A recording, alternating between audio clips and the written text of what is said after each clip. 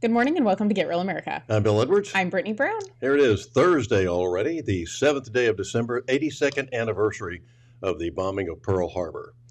Yes, and a little chilly outside today, Bill. A little on the brisk side, yes, 39 degrees as I was coming to work this morning. Just yes, a it took a little while to defog the windows or de-ice the windows. So, by the way, if you want to go out there and warm up your car, if it's not in the garage or something, this might be good. Even if it is in the garage, it might be a good time to go do it. If you need to be at work at 8 o'clock or something like that. So get it all warmed up so you'll be ready. Yes. But beautiful day. We have a waning gibbous moon straight above ahead and that morning star, and it really looks cool. It's going to be a beautiful day, although not going to warm up much, only going into the 50s. Yeah, but you can go put a jacket on and go out for a brisk walk. Never hurts anyone. You can, yeah. Good for you. Yes, and Bill, I don't know if you watched the debates last night. Some people were like, I can't believe we're having another debate. I saw the lowlights. Yeah, well, I can't believe Chris Christie was on the stage. It was like he wasn't there. Yeah. It was like he wasn't there. Mm-hmm. But it was actually a pretty good showing. I would say that everyone knows that I'm going to say that I love Vivek. I think he did a great job. I think that we need to call out what people have done in their past. We need to call out the fact that Larry Fink is supporting Nikki Haley is a huge concern for me. I think it does matter where people get their money. And that's a biggie for me. Also, the guy that is funding all of these cases against Trump being on the ballot is being funded by another one of her large donors. I think that is also a huge issue. So Nikki Haley also being called out last night for being a warmonger and not really even knowing what regions she wants to protect in the Ukraine. So it was a good debate, and we have a little fiery clip of Vivek. Mm-hmm. With all three of my other colleagues on this debate stage is all three of them have been licking Donald Trump's boots for years for money and endorsements. Ron DeSantis, you've been a great governor, but you would have never been one without actually begging Donald Trump for that endorsement. And you attacked him in your book a year ago. Same thing with Chris Christie as a lobbyist, begging them for COVID money for his special interests in New Jersey, prepping him for the debates last time around. These people are now Monday morning quarterbacking some decision he made. I think the real enemy is not Donald Trump. It's not even Joe Biden. It is the deep state that at least Donald Trump attempted to take on. And if you want somebody who's going to speak truth to power, then vote for somebody who's going to speak the truth to you. Why am I the only person on the stage, at least, who can say that January 6th now does look like it was an inside job? That the government lied to us for 20 years about Saudi Arabia's involvement in 9/11? That the Great Replacement theory is not some grand right-wing conspiracy theory, but a basic statement of the Democratic Party's platform. That the 2020 election was indeed stolen by big tech. That the 2016 election, the one that Trump won for sure, was also one that was stolen from him by the national security establishment that actually put up the Trump-Russia collusion hoax that they knew was false. There's a reason why I'm the only person on the stage who can say these things. That's what it's going to take, not people who are licking his boots one time and now Monday morning quarterbacking him and criticizing him when it's convenient. Governor Christie. That was just a short snippet. He also ended up holding up a paper that said Nikki Haley is corrupt. That is going to be a meme for all of 2024. People are going to fill in the blank. Yeah, so for sure. They will know who Vivek is. He doesn't stay in the middle of the road much. No. Speaks his mind. Well, here's the other thing. Like, I would be rather be criticized for having an opinion than ride the line or the same old. I do think that my criticism of people that have been in government for a long time is that they won't ever look at anything differently. It's the way we've always done it. It's the way we're going to continue to do it. And we can't have that anymore, Bill. Like, we have to be more creative with our solutions because the problems are so big right now. This is one of those things where you realize that Donald Trump really isn't the enemy. that it is Joe Biden. He mentioned Joe Biden wasn't necessarily the enemy, but he at least is the titular head of all of this deep state crap that's going on. He was questioned once again at a press conference yesterday about his dealings with his son, and he keeps saying it's a lie. So I wish somebody would finally put up pictures of him with his son and the other guys that are sending some of his money playing golf. And these pictures that they have, I mean, was this AI? Was this Photoshop or something? He was there. He knows these people. So he's lying. And the only reason that maybe he thinks in his mind that he's not lying is because, and they say his son's business. Well, it's not his son's business. It's his business. And he denied it once again. And then he said we need more protection. And he said we need to talk about a broken border policy. When we had 13,000 people come across yesterday, that is a new record. 13,000 illegal aliens coming across here yesterday. It's wild, Bill. And yesterday I was able to. Have you ever heard of Marco Polo or? Yeah, he was a big explorer back in the. Well, it's actually an organization that's out of Illinois. That's a 501c3. He was in town yesterday speaking. Was able to see some of that yesterday, and he actually thinks that Biden has Lewy body dementia, and has for years. And so it was very interesting to kind of hear his take on certain things. But he is the one that put out the Biden laptop report.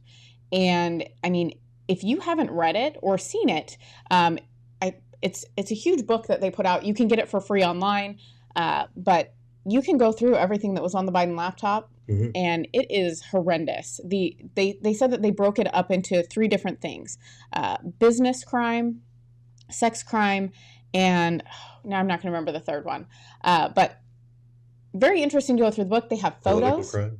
Yeah, maybe. Yeah. Well, there's plenty of that. Yeah, a lot of fraud, a lot of. The other thing that Vivek said was that there was a lot of intellectual fraud, which I kind of like that verbiage of things that he kind of is talking about. He did really good last night. I do think it would be interesting to have Trump on the stage with Vivek, because I don't know what that would look like, but it would be quite interesting. Yeah, it should be. But I do think we may have the opportunity. We might. Iowa is in January. I mean, I can't believe political season is here, people. Less than 6 weeks away. Yes. And remember, if you want to hear Bill and I's commentary moving forward in January, you better support us. TheLocalSpin.com. Yeah, check it out. And Lizzie Warren says intellectual fraud is a lie, right? Yeah, it is. It definitely is. Yeah, for sure. So, anywho, Bill, good debate last night. I think that it also, when someone is willing to tell the truth and also willing to call people out, even though it probably is not a popular opinion, I think that that's where we're really getting somewhere in this country, and that we're going to see change. I will say that I think younger people are turned off by the Republican Party because they want to be entertained, if I'm being honest. We grew up in the social media generation, Nikki Haley, Ron DeSantis, which I thought that Vivek did a great job of saying, you know what, DeSantis, you have been a great governor.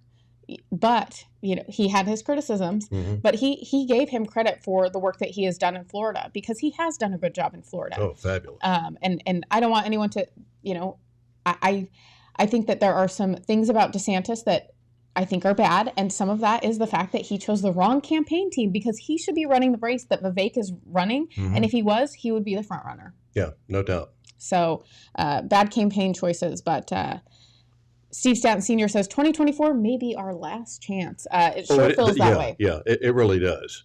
We've said this before, but I didn't think we were going to be coming down the road this quickly. And we're learning about all the crap that's taught in schools now, and that when you see these anti-Israel rallies, I mean, this is blowing my mind of the anti-Semitism that's going along, and this is what's been taught in our schools.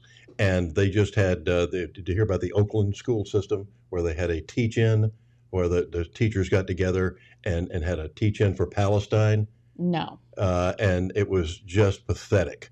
They put out pamphlets explaining about Palestine and calling Hamas the heroes and the victims of all of this, and that they were compared the Germans to the Nazis.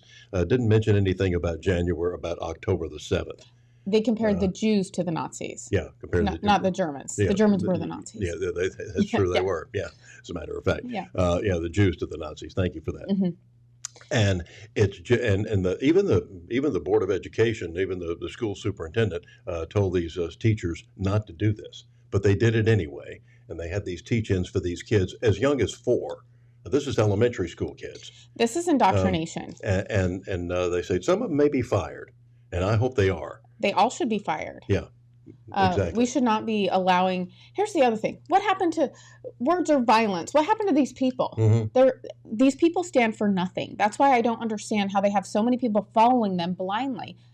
And it's because of the education system, because nothing they're doing is consistent. Nothing makes sense. And you have to be a part of a certain category in order to get the benefit of words or violence, right? Right.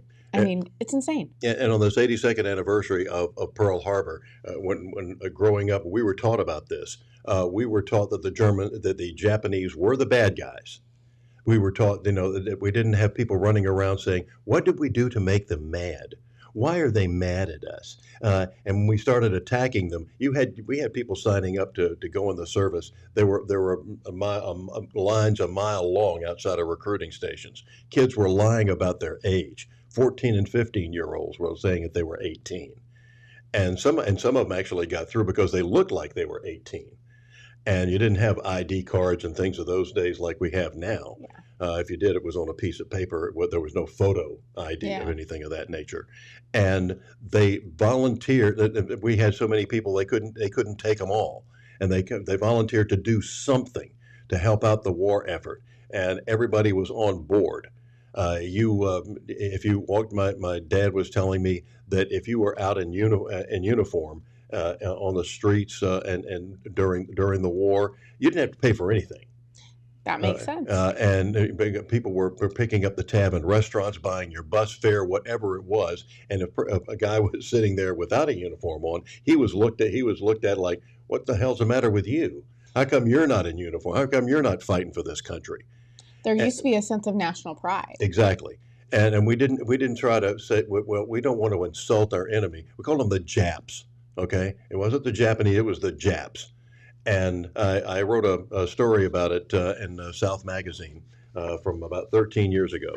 This is a copy of a lady that I had a pleasure of interviewing who was 5 years old. She was there. Her father was stationed at Schofield Barracks. He was in the Army, and he was stationed at Pearl Harbor. And when the bombing hit, and she said she thought the world was on fire, and that was the name of the article, "World on Fire," because all she could see was look down at the harbor, and she saw all these ships burning and the planes coming over and bombing. The thing that embarrassed her was her father ran out of the house in his underwear to see what was happening, and screaming, said the Japs are bombing Pearl Harbor. And the only thing she didn't understand that. She understood that her father was embarrassing her because he ran out of the house in his underwear. It's a great read. You can go back on the South Magazine website and take a look at it, called "The World on Fire." And that's what it expressed to her. And ever since then, what it expressed, she was 5 years old. Ever since then, she has a house without a fireplace. She has when she goes into any kind of a restaurant or any place she goes in, she's always looking like where she can see the door, make sure that her seat is. This affected her entire life. But we didn't apologize for them bombing us and say, what did we do to make them mad? We went after them big time, and we started doing the carpet bombing and bombs away over Tokyo and things of that nature. And there weren't any news stories saying complaining about the collateral damage or that we might send in humanitarian aid. There wasn't any of that crap going on.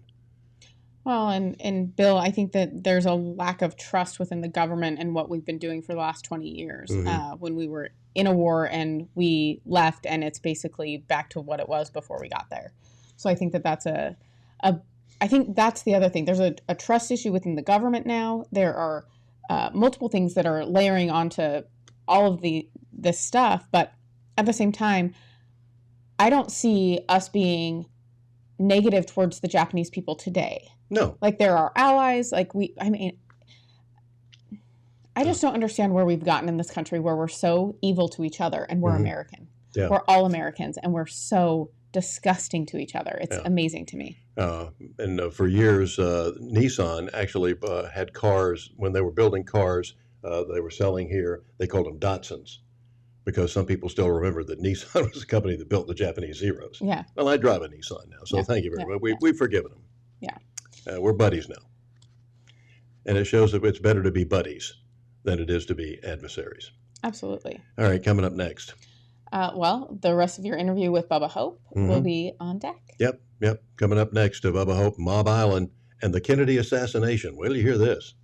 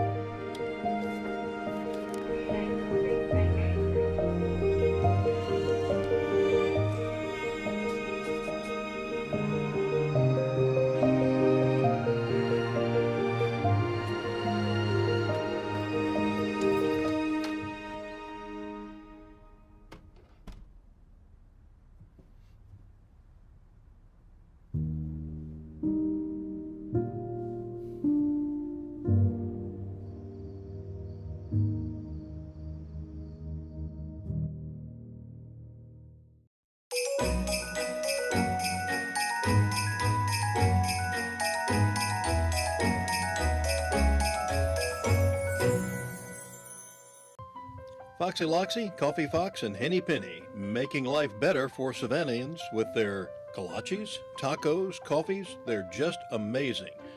Buy local and keep the torch lit.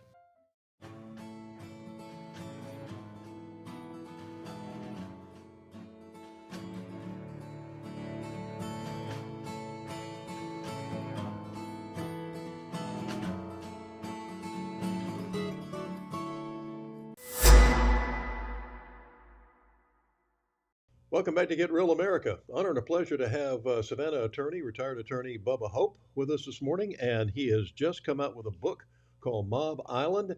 And Bubba, congratulations on this, and I hope it's going to be an international bestseller.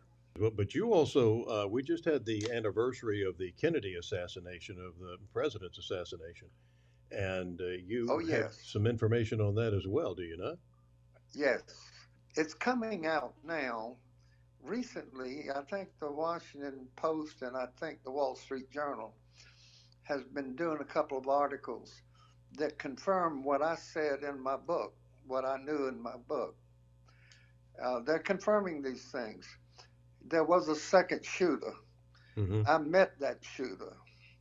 His name was Roselli, John Roselli, and Santos Trafficano was also involved. They were the mob leaders in Louisiana, New Orleans, and Miami. Roselli, well, let's put it this way. Oswald was nothing but a patsy. Yep. He was hired by the CIA. There was a connection between President Kennedy and Sam Giancana.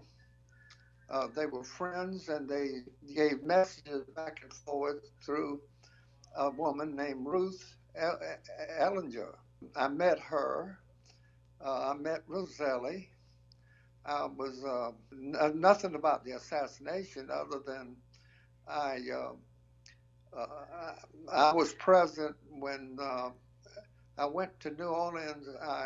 For the Fifth Circuit. Georgia was in the Fifth Circuit, and that was the appeals court. And, I went there on Lou's case.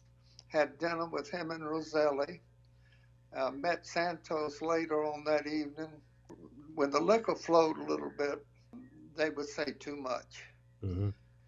I gave my information eventually.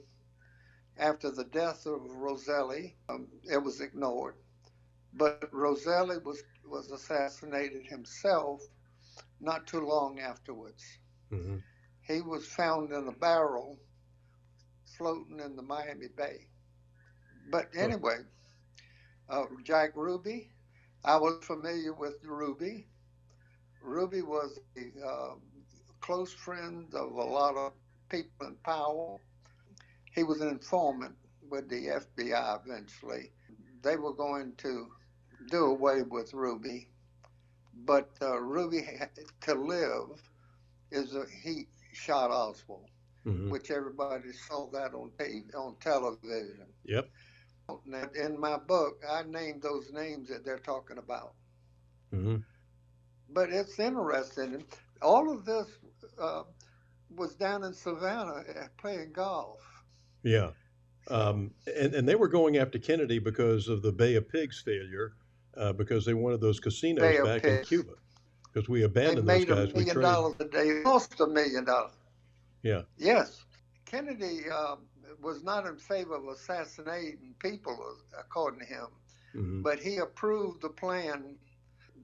Cuban exiles forming an army, and once they took the beach, if they plant the Cuba flag, that he had an aircraft carrier and 2 battleships waiting to come ashore, support the Bay of Pigs invasion. Mm-hmm. And a lot of the new soldiers were the sons of mafia in Chicago and New York and Florida, Miami. Mm-hmm. And they were trained at Homestead, Florida, and it was funded by the Teamsters. When they did go ashore, they planted the flag and started cheering and radioed to the aircraft carrier. Kennedy had changed his mind because Bobby Kennedy said he couldn't do it. A lot of the dead people that were killed were the sons of or soldiers of the mafia up north. Mm-hmm. Kennedy, both of them, could not live as far as the mafia is concerned. Mm-hmm. And that's why he was assassinated. Yeah. It wasn't assassinated because of anything other than the Bay of Pigs and the CIA. So Jim Garrison was really onto something when he was at the DA in New Orleans at the time that started stirring the pot again. That's correct. And Bubba, as we wrap this up, and I thank you, very, very generous with your time, and I thank you for this. Well, Bubba, thanks for your time. Thanks for doing this. Thanks for this book, and I hope you get Mr. Washington out of jail. And I thank you for the ones that you have gotten out of jail. This is a fascinating read. It's certainly a great Christmas for a little stocking stuffer for Christmas. That's for sure. Okay, Bill. I appreciate you too. Yes, and sir. Good luck. I understand you're doing quite well. We are, and all we need is money, Bubba. So if you know anybody, if you know people who know people, let us know. See if they can send some dough our way. Sure will. Sure. Thank you, God. And Merry Christmas now. You too. God bless. Okay. We'll be back in touch. Bless you. Thanks, Bubba. Okay. We'll be right back.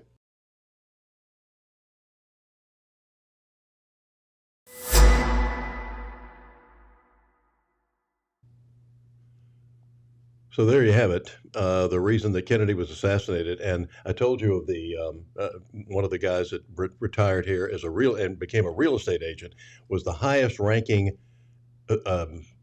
NCO in the Air Force, and was an artist. He was a guy who was given permission to go into secret meetings and do portraits of these commanders and stuff. And his stuff looks like it looks better than a photograph. But there's something about a good painting or drawing that captures a character and things of that nature of a face, and his attention to detail, unbelievable. Stuff was beautiful. And he said that he had some friends that he was stationed in New Orleans at one point, and one of his buddies had gone out to one of these docks on the Gulf or at Lake Pontchartrain or something. I think it was the Gulf, but he's sitting under the dock smoking a cigarette, and two black Cadillacs pull up, and these guys, mafia-looking guys, get out and they start walking up the deck, and they're right over him, and he realizes he's smoking a cigarette, and they don't know he's there, and he drops the cigarette into the water because he figured that the smoke would start coming up through the cracks, and they would know somebody was there. And he heard him talking about Kennedy's assassination, which took place the next day, and the people they had, the connections they had in Dallas, and what was going to happen. And they think nobody's around, nobody can hear the conversation. Recording devices in those days were a little less portable, shall we say? And and he didn't have anything like that. He eases himself down from under the dock, and he sees these guys kind of drive off, and he walks on down the beach, thinking any second he's going to die. That he's going, that he's going. But apparently they never knew he was there. And when they went to and this guy that we know was in a carpool with these guys with one of those people. They go to pick him up the next day, and they pick him up, and he looks around and he said, "Well, where's Jack?" or whoever the guy's name was. And he said, "Well, Jack is not going to be joining us anymore." The FBI, because he had called the FBI with this information, the FBI kind of sloughed it off, said, "Well, there's a lot of assassination attempts. We get this stuff all the time, but we'll look into it." Yeah, they sure did. Yeah. And but they put him in the witness protection program or something. But the next thing you know, they never hear from Jack again. And so that's a kind of an interesting sidebar to that story. Wild story. Yeah. And if you have not been to Dallas to the Grassy Knoll, I highly, highly recommend. I went last year over Christmas, and it was wonderful. So very interesting, a lot of history. So we mentioned Pearl Harbor and this 82nd anniversary today. And this is the story that this is get this South magazine, but this is the story that I wrote called "The World on Fire." Judy Weir was 5 years old, and she thought the world was on fire when she looked down and she saw what was going on at Pearl Harbor. And this is what it looked like in those days. And we were coming up in school, we were taught, hey, the Japanese took all, we sold them scrap iron, and they turned it into weapons of war.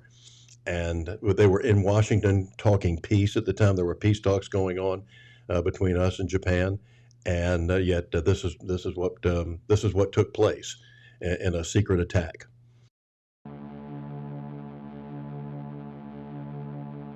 On Sunday, December 7th, 1941, shortly before 8 a.m., Japan launched a surprise attack on the United States of America by bombing the U.S. naval base at Pearl Harbor, Hawaii. The base was attacked by 350 Imperial Japanese aircrafts. Though the raid only lasted 75 minutes, the Japanese destroyed or damaged nearly 20 American naval vessels, including 8 battleships and more than 340 airplanes. Over 2,400 Americans died in the attack, and many more were wounded. While the attack on Pearl Harbor was a surprise, tensions between the U.S. and Japan had deteriorated over the decade, in particular with regards to Japan's expansion into China. The plan for attacking Pearl Harbor was to destroy the U.S.'s Pacific Fleet, a move which would give the Japanese time to carry out its plans to keep control of the Pacific without U.S. interference. The shock of the attack without declaration of war enraged the American public and rallied the nation to get behind a war many hoped to avoid. At the beginning of his speech to Congress requesting a declaration of war, President Franklin D. Roosevelt delivered this now famous line. Yesterday, December 7th, 1941, a date which will live in infamy. The United States of America was suddenly and deliberately attacked by naval and air forces of the Empire of Japan. On December 8, 1941, one day after the attack, the United States Congress declared war on Japan, officially entering World War II. And that's what happened. Yeah, and I think they don't talk about it as much in school as they used to. I was also listening to something yesterday. Chris Christie brought up that he was the AG at the time during 9/11. Da da da da da. But the thing is there are so many people that were born after 9/11 that can vote now, and it doesn't resonate the same. Exactly. And I think that the same thing with Pearl Harbor. I just don't think it's taught in enough detail or with enough patriotism, I guess, behind it, that it resonates with younger generations. Well,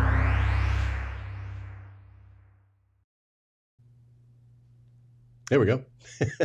Well, I guess, yeah. That's a hint. Yeah. But, I guess so. But we were taught so much about Pearl Harbor. I felt like I had lived through it. Yeah. And it happened 8 years before I was born. But this is what we're facing today. That we're not taught this. We ought to be doing the 9/11 thing with the same emphasis on It's like what faded these out bad quite a guys bit. were. Yeah, It's faded out quite a bit. yeah, it really has. And I can even remember the next day, a CBS News saying the alleged attackers, calling and I said, the what? That's how bad. But you see, the news media was on our side in 1941. They were reporting it correctly, and there were a couple of things that were good about the bombing of Pearl Harbor that was bad for the Japanese. They didn't know that Admiral Halsey had taken the aircraft carriers out for maneuvers, so the aircraft carriers were not in port. The USS Nevada that was hit and badly damaged, that later participated in the D-Day invasion. Her captain was smart enough to move, and he was trying to get it out of harbor, but he realized he wasn't going to make it. He ran it aground so that it wouldn't sink in the middle of the harbor, because that would have been disastrous.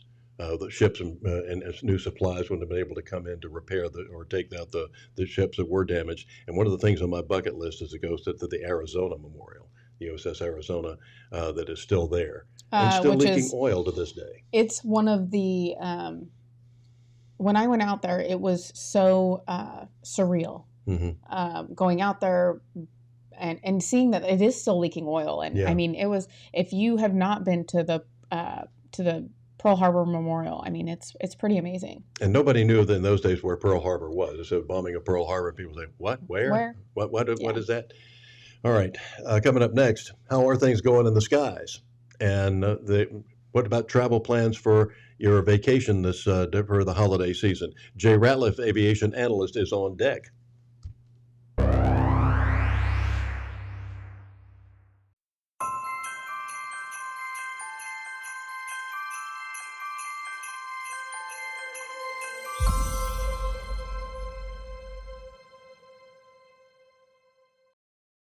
Serving the Savannah area with the power of the Shield since 1934, with personal insurance, employee benefits, and business insurance. With integrity, security, and trust. For more information, go to thepoweroftheshield.com.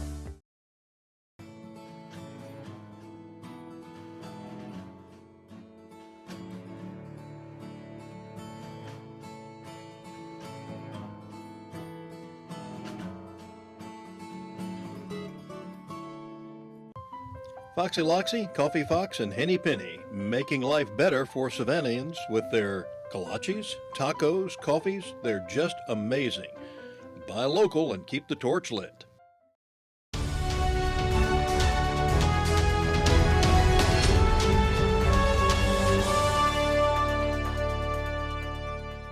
Welcome back to Get Real America. Time now to check in what's going on in the skies and on the ground, the people that take care of that stuff in the sky.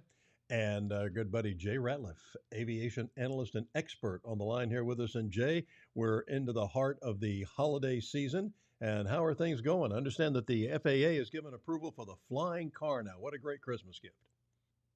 And let you know, probably not, but the FAA has given an airworthiness certification to a company that's going to allow them to market and sell a flying car. Now, how this is going to work, I don't know. You know, it's one thing, you and I have talked before about these air taxis, the Ubers, if you will, that it's an unmanned vehicle, lands in your driveway, you walk out, You jump in, buckle your seatbelt, and off you go. It's all automated, and there's no way that some road rage driver can take over the controls. Right. You get some of these bad boys that we're talking about, which are going to be individually controlled by the occupant. That opens up an entirely new ball game that I don't know that I like. It's one thing for me to say, okay, I'm okay with going down and jumping into a vehicle that's unmanned, pre-programmed, off I go, and it's a 20-minute hop. But it's another thing if you have a bunch of people flying around like the Jetsons, because we've seen how they drive, and I just don't know how they're going to fly. Interesting point. Well, only time will tell, and sometimes technology is way ahead of our laws and everything else. So, are they available now? Any kind of price point or anything like that? I don't have a price point for them. First, really, the only thing I've got a price for is my jetpack that Sherry still won't buy me at $250,000. But these we don't know yet. And again, it's going to be a slow rollout here, but it's an electronic vehicle, and it's an electric vertical takeoff. So you could, in essence, drive in somewhere, fly off like a helicopter, converse to an airplane, and off you go. So I love the technology, and ever since the Jetsons, I've been waiting for these. But when you look at how the FAA handled the drones that we had coming in, where they had to find a way to have everybody register their drone, license the individuals, et cetera, et cetera. I just don't know how this is going to work if you require the occupants to have some sort of flight training, pilot's license, or what have you, to be able to allow them to operate within a specific space. And look, I don't want my neighbors flying over my house. I don't want them hovering over, the dock, looking down to see what's going on. So exactly, there's a lot of this that just, it's one thing if an Amazon drone brings over and drops off a package in the driveway and off it goes. Totally okay there. Maybe even a pizza one day. But the idea of having individuals fly these things, it makes me uncomfortable.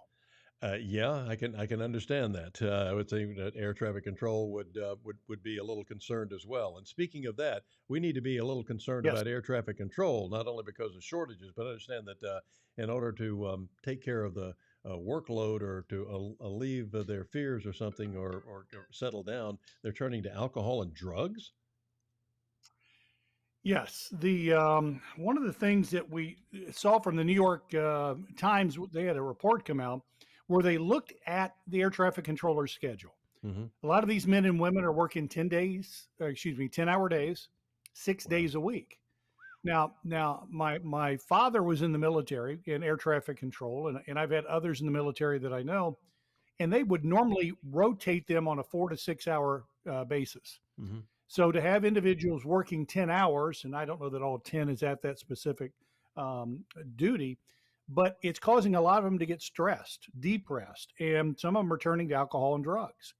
And what this New York Times article came out is saying is that some of these individuals actually use these substances while on the job at work. So you and I have talked about this year, the number of increased number of near misses that we've had at airports across the country. And the thought is, what's causing this incredible surge in these near misses where lives have been put at risk? And in light of this new report, is it possible that some of this exhaustion / substance abuse could be tied into some of these near misses? It could. I think probably another thing is, it was about, 2-3 years ago, the Federal Aviation Administration came out saying, I just have to really brace myself. We need to be more inclusive. So we're going to reduce the entry requirements for air traffic controllers to make it more fair for people to get involved in with the FAA. Well, the problem is, and my argument at the time, which still is it okay if we reduce the requirements for, a doctor, surgeon? How about a pilot? How about a mechanic? They don't need to have, it makes no sense. So part of me wonders if some of this increase in the number of near misses can be directly attributed to us many years ago lowering the bar on what it takes from an education standpoint and background standpoint for individuals to get into air traffic control. Now, look, I'm all for inclusion. I want the best person at the stick. I don't care if it's what their anything is. I want the very single best person. And the idea that we're going to reduce the requirements to make it easier for people that normally would not qualify to all of a sudden qualify, if there's not alarm bells going off all over the place, I don't. And again, we're not talking about sanitation, the post office. We're talking about air traffic controllers that are directly responsible for safeguarding the lives of millions and millions of people every day in our airspace. Yeah. Why we would cut that is to me just is beyond my ability to answer. Well, we're doing that on a lot of stuff, Jay. Whether it's the police or Yeah. any other kind of medical personnel, except maybe surgeons, but who knows what's coming there. But some of the planes now. We worried about this years ago. I remember pilots saying they didn't particularly like the Airbus because there were there's too much robotic control on it and computer Yes. control. But the planes now are getting hacked in the Middle East. Are we This getting to that is point? a scary, scary thing. Yeah, we're seeing a number of airplanes right now, a number of reports from flight crews that are saying, again, over the Middle East, where their GPS has been compromised. This has caused some flights to fly into areas they weren't supposed to be in closer proximity to other aircraft than what they should have been, to the point that they have to have air traffic control veer them, steer them, direct them in the right direction to where they're going. Apparently, somehow, I don't know if it's somebody on board the aircraft who's hacked into the avionics system through the Wi-Fi network that the computer or the airline has, or if it's something outside the aircraft that is causing some sort of a jamming signal. But we don't know who's doing it. We don't know how it's happening, at least from what they're reporting. But we do know the number of these instances are on the increase. And anytime that you can mess with any aspect of the avionics package on board a commercial airliner, it's scary. And the idea that these pilots are flying in a direction that is not where they're supposed to be. I mean, can you imagine drifting over the wrong airspace in the Middle East with everything that's going on right now? You can be shot at. And it would totally catch the pilots off guard because they're thinking they're where they should be. And you're right. The more that we rely on technology, the more it opens up the doors for that technology to be used against us. And I'll never forget, it's almost been 8 or 9 years ago, the Department of Homeland Security took a laptop to Atlantic City, New Jersey, went through the security checkpoint, went down to a gate, sat down, and there was, I think it was a JetBlue 757 that was at the gate. And they were in the gate area on that laptop, and they hacked into the avionics package of that aircraft that was nearby. And the DHS came out and told the airline industry, you need to rapidly upgrade your walls here, the firewalls, everything else to protect this, because we can't have this kind of a breach on board a commercial airliner because for all the obvious things. And may I quickly add, you and I have had discussions over the years about this move towards having one pilot or no pilots in the flight deck, a totally automated flight system. Excuse me, no. And this is another reason for it. I want somebody up there so that if something grows screwy, they can fix it. We're not totally dependent on computers. And even though I know airlines and the executives would love to save money on pilots, oh, sure. I'm sorry, if safety comes first, then that's what should happen. Safety comes first. Yeah, for sure. That's a good point. And meanwhile, I was always worried about all the security that we have now at the airport and everything else because everybody now is a terrorist. But this bipartisan Senate bill that we've got going on that moving to block something about facial recognition that they want to install or something like that.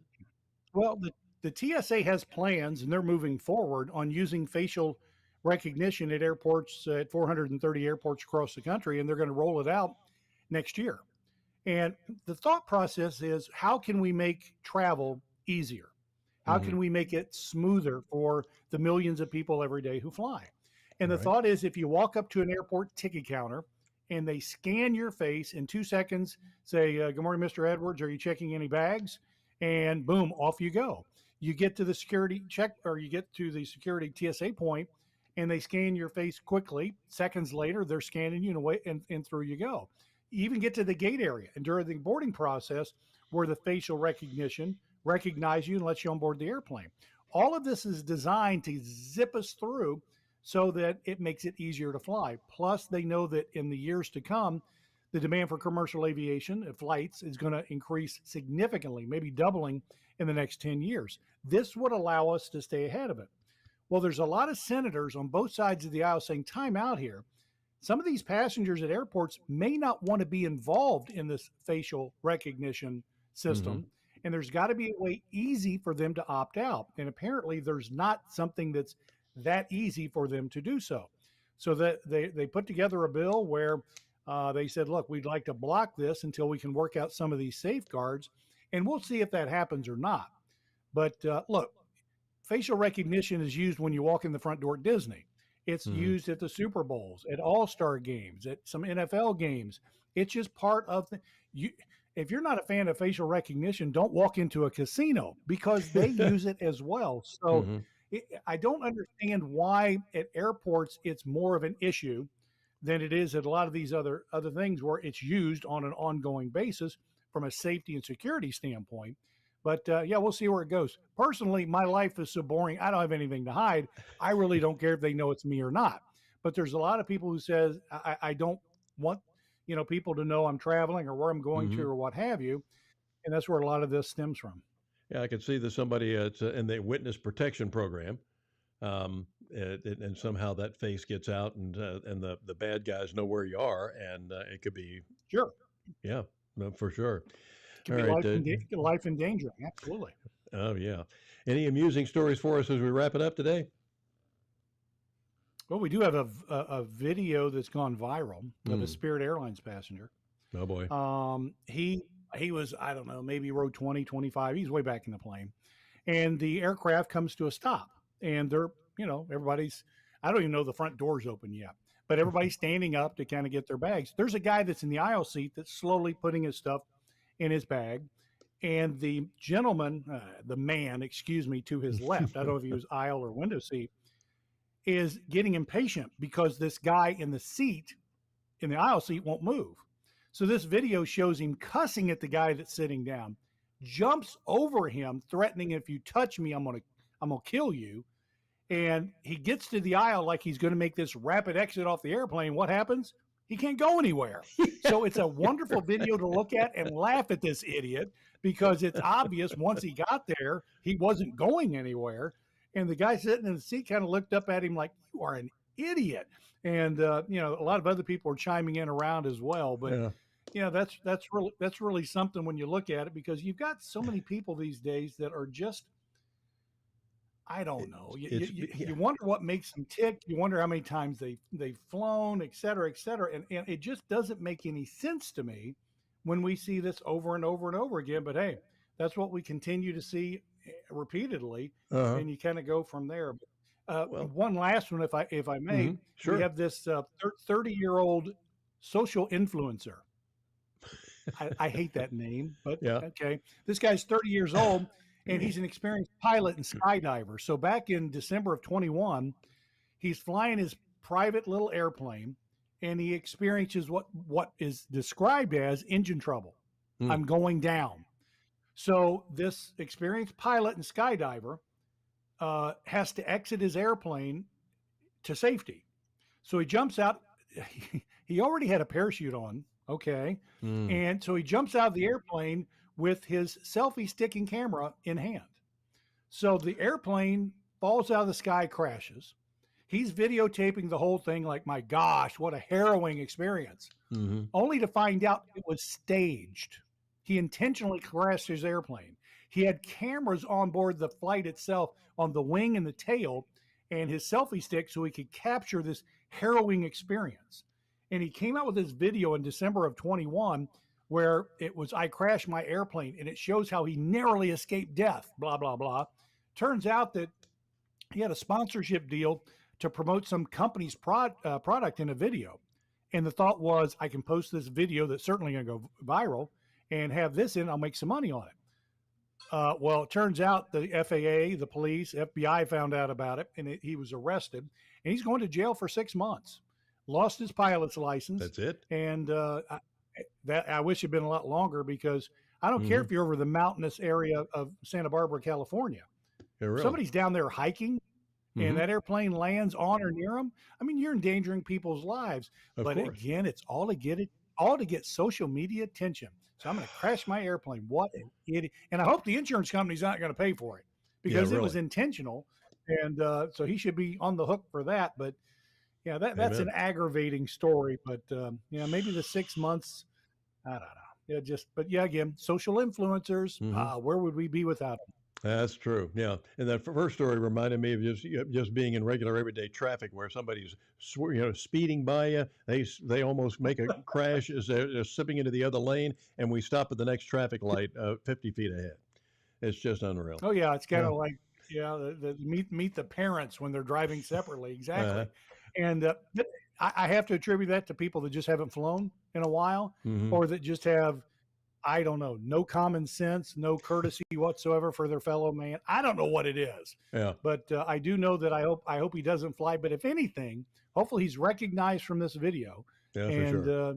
many of his friends around him can make fun of him till, I don't know, the day he dies. Yeah. Maybe he's a Democrat. All right, Jay, we'll leave it there. Right. Understand that you're off next week. He was wearing a mask, if that says anything, Yeah. because you know how dangerous it is to fly. Oh yeah, further proof. All right, sir. Only individual on the plane that I saw was wearing a mask was this guy, and maybe he did it because he acts like a jerk. I don't know. Enjoy your vacation, and we'll talk to you again in a couple of weeks. All right, brother. All right, take care. We'll be right back.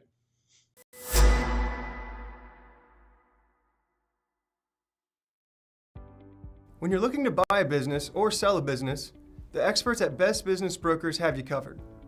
Whether you're ready to cash in on your years of hard work or you're taking that first step in buying a business of your own, they're here to guide you through the process and make sure you get the best outcome possible.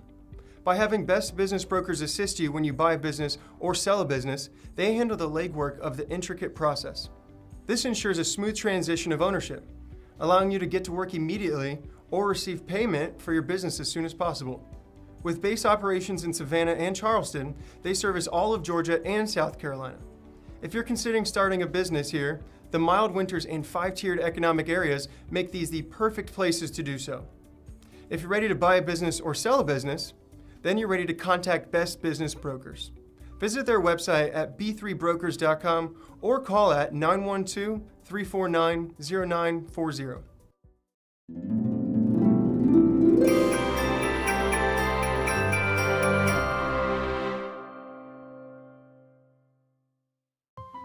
Foxy Loxy, Coffee Fox, and Henny Penny, making life better for Savannahans with their kolaches, tacos, coffees. They're just amazing. Buy local and keep the torch lit.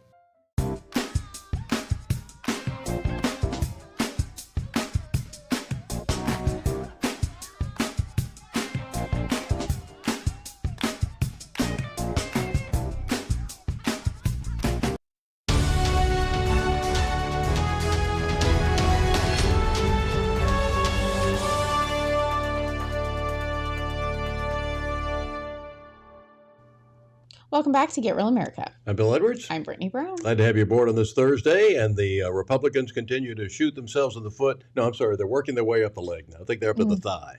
Yeah, definitely. Kevin McCarthy claims to care about this country. However, he is not going to be finishing out his term, turns out. Yeah, and he's only got and what's the deal? You only got a year, okay? He's ridiculous. This is preposterous, but he's doing it for the good of the country. Please.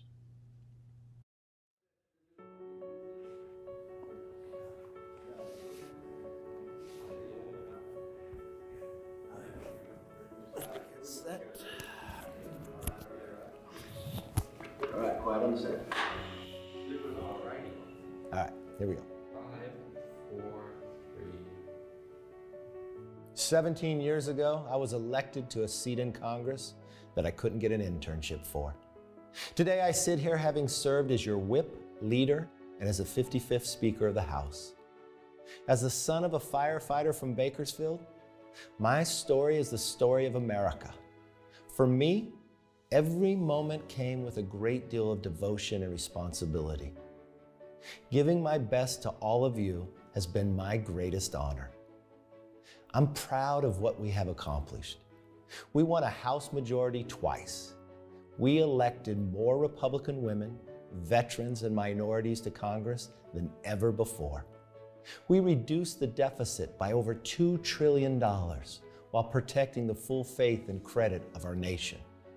We kept our government operating and our troops paid while wars broke out around the world. Traveling the country and serving with all of you, I have encountered far more people that want to build something than those who want to tear it down. I have faith in this country because America is more than a country. America is an idea. Today, I am driven by the same purpose that I felt when I arrived in Congress. But now, it is time to pursue my passion in a new arena. While I'll be departing the House at the end of this year, I will never, ever give up fighting for this country that I love so much. To all those who have supported me through the years, especially our constituents, thank you from the bottom of my heart. We did our part. And when the stakes were the highest, we rose to the challenge. We were willing to risk it all, no matter the odds, no matter the personal cost. Simply put, we did the right thing. Thank you, God bless you, and God bless America. That's a wrap. What was that? Well, that was Kevin McCarthy. Campaign ad of some sort? Yeah, makes you wonder if he's running for that seat that Dianne Feinstein left vacant. Yes, and they appointed someone that lived in Maryland. I don't know. Very confusing thing going on, but with that seat. But I wonder if that's what he's doing. Don't know why he has to give up his seat in the House, because that gives us, I think we're down to a 1-seat majority at this point since they got rid of George Santos, and we have and Patrick McHenry, he is going to serve out the remaining term. However, he is not going to run for re-election. He was the Speaker Pro Tem, so from South Carolina. So hopefully South Carolina can get us someone good in that seat. And also we have, I believe it's Ohio, we have a guy that is taking a position at a university. So we are going to have a 1-seat majority. So this all happened within a week. Was it planned? I don't know. But it's very curious to me that you care so much about this country, but yet you don't care what you're doing to our majority. Making it slimmer and slimmer, Kevin McCarthy, and guess who they're blaming? It's Matt Gaetz that's to blame for Kevin McCarthy leaving, which is ridiculous. I think people have such big egos that they can't put them aside and just suck it up. I think that that's what this basically comes down to with Kevin McCarthy. And this is ridiculous. So we talk about the Republicans always managing to snatch defeat from the jaws of victory, and this is what we're exactly a classic exhibit A. Of this. Why don't you just serve out your term? Okay, you're embarrassed, okay, that you were kicked out as a speaker. I'm sorry. But you were also revealed as a snake. What he did to those other votes, because we could have Jim Jordan, which would have made, I know it would have made the more establishment people happier than having Mike Johnson. So it'll be interesting to see how this plays out. Mike Johnson's still fairly new in that role. Lizzie Warren is with us, and she says, temper tantrum McCarthy, serve. That always makes me cringe. Self-serve, more like it. And Steve Stanton Sr., one of the biggest Democrats in rhino clothing. Good riddance. Good and actually, McCarthy's showing he really supports Democrats. I think that that's the bigger thing here. The fact that he sold us out very early on over a holiday weekend to Joe Biden and basically gave them a blank check when I don't know what he accomplished as speaker, but I can't really name a real big accomplishment from the House up until we reelected a new speaker. Kept talking about what he was going to do and how he was going to save us and this sort of thing, but it never materialized. And once again, we finally get whether or not Hunter Biden is going to be coming before the Congressional Committee. That's supposed to be coming up here very shortly, is it not? We shall see. It seems like they are dragging their feet. And here's the other thing. That's great. However, where's the action? We can have all the hearings we want. We got a lot of good sound bites yesterday or the day before with the hearings, but where's the action? Where's the consequences for these people? There are none. Yeah. So what does it do? A lot of talking, no action. To me, that's why Republicans are so upset. I mean, and you can't be mad at the people for being mad at the Republican Party, because we are a party of losers. I mean, at the end of the day, that's what it boils down to. It's like we're going to be, Mr. Nice Guy, and that doesn't work with these people. You cannot be it's got to be no more Mr. Nice Guy. That's all there is to it. These people are vicious, they are mean, and they intend to take over this country. They don't intend to they're doing everything they can. Look at what they're doing to Donald Trump and how they're trying to make sure that he does not get reelected. Okay? Yes, and thank you, Steve Statton. I misspoke. Patrick McHenry is from North Carolina. Mm-hmm. So, but he is giving up that seat. So, North Carolina, hopefully they do us some justice and get us a good candidate in there. But we'll see what happens also with the speaker controlling the purse strings on who gets money and who doesn't. I do think that there is an opportunity for us to get more America First people up there. I do think that that's what's needed. That, of course, is my opinion. Mm-hmm. And Lizzie Warren says appeasement never works. No, it doesn't. And all you get is the old saying goes that if you keep biting your lip, all you get is bloody lips. Interesting story coming out today as we wrap it up. Fox News has a story about some of the hostages that Hamas has been releasing, talking about their story, because the media wants you to believe that these people were well treated. They see when they come out here, they're well treated. First of all, they were given tranquilizers. Coming out, so they look like they're calm and they're happy, and and this is all fun and games. But a lot of the workers are. There's a young man who's 28 years old. He was from Thailand. He's working there as a farmer, and they came up when the Hamas terrorists and troglodytes came up, and he said, he and his buddy were screaming, "Thailand, Thailand!" Said they didn't care. That didn't matter to them. They were going to take somebody hostage. They shot his friend next to him and killed him. And imagine having that. Imagine having that in your memory for the rest of your life. At you're 28 years old, your best friend or one of your coworkers is shot right before your eyes and murdered. And then he was taken in. He talked about how they were. He's a farm worker from southern. He was working in southern Israel. He said two of his colleagues were killed, including a friend shot dead in front of him. Said the rest brought into Gaza. Spent nearly all of their time inside 2 underground rooms. And he said, "I thought I would die." He's telling Reuters from his family home in Thailand, describing how his captors would punch and kick them, and said the Israelis were whipped with electrical wires.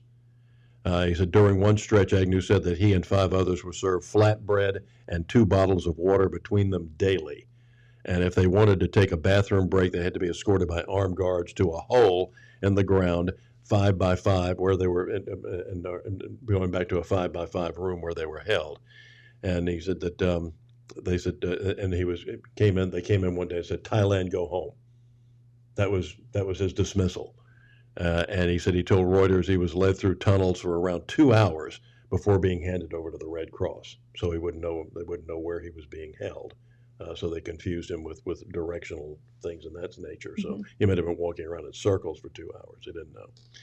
So this is the good treatment that these people that the media keeps trying to tell us is the humane treatment that these people being held. There's nothing humane about it. Well, and here's the thing, Bill. I think people confuse support for Israel as permission to kill civilians in Palestine and the Palestinian people. And that is not what that is. We are against terrorism. Hamas, they're a terrorist organization. They went after Israel. Israel has every right to defend themselves. Exactly. And there was a ceasefire, and the ceasefire basically came to an end because the hostage list was not released, from what I understand. So Hamas had no intention of doing it. They need to be destroyed, obliterated. And that doesn't mean that we believe that we support killing civilians in Palestine on the Gaza Strip, because here's the thing, Bill. This is war. I mean, didn't support. We didn't worry about civilian casualties in World War II either. I mean, it was a concern for us. But they could go back now, and these days, if these guys were still alive, the B-17 and B-24 bombers could be prosecuted now for all this collateral damage that they did. It's ridiculous. It is war. Well, when you're fighting for your life, what do they expect? Yeah, and World War II was the last war we fought to win. Yeah, and I just want to quickly note that I hope that we allowed the Israelis to handle what's going on over there. I don't want U.S. troops there. I think that we need to stop fighting other people's wars. Of course, providing support is a totally different thing, but we have enough problems here in this country that we need our troops home, and we need them defending our border. We need to get back to the unity of America like we had in World War II, because Admiral Yamamoto, who was one of the architects of the bombing of Pearl Harbor, said after it was over that he realized he put his foot in a bucket of excrement when he said, "I fear that we have awakened a sleeping giant and filled him with a terrible resolve." It's never good. It's really ugly. And Lizzie Warren, came to pass. The last comment we'll read today: Hamas owns all the deaths of Gaza civilians by starting this war, because they were in a ceasefire, from what I understand at that point in time. Exactly. Yeah. So. And ceasefires don't do anything except let your enemy rebuild and reconstruct and resupply. Well, that is going to do it for us today. Remember, you can support us by going to thelocalspin.com, become a member, donate. You can also become an advertiser with us. Please help us out. We can't be here without you. And so December's going to be it for us unless we can get more support. And all these advertisers who told me over the years sure would like to have a locally owned conservative news operation. And we have one. And right now they're silent as the Sphinx. So they're not exactly breaking their arm trying to get to the checkbook. We need your help. Please. thelocalspin.com, and we will see you guys on Monday. Have a great weekend. Merry Christmas and Happy Hanukkah to our Jewish friends. And if you are in the area, come to the Christmas party for the Republican Party. We're going to have an ugly sweater party. Jesse Petrie, Representative Jesse Petrie, Senator Ben Watson, and Representative Ron Stevens will be the judges of our ugly sweater competition. So it will be a really good time, 2 to 4, and it'll be at 321 Commercial Drive, in Savannah. So come out and have a good time. And it's Sunday? Yes, it is Sunday. Okay, Sunday. Okay. Sunday afternoon. See you then. Have a good weekend.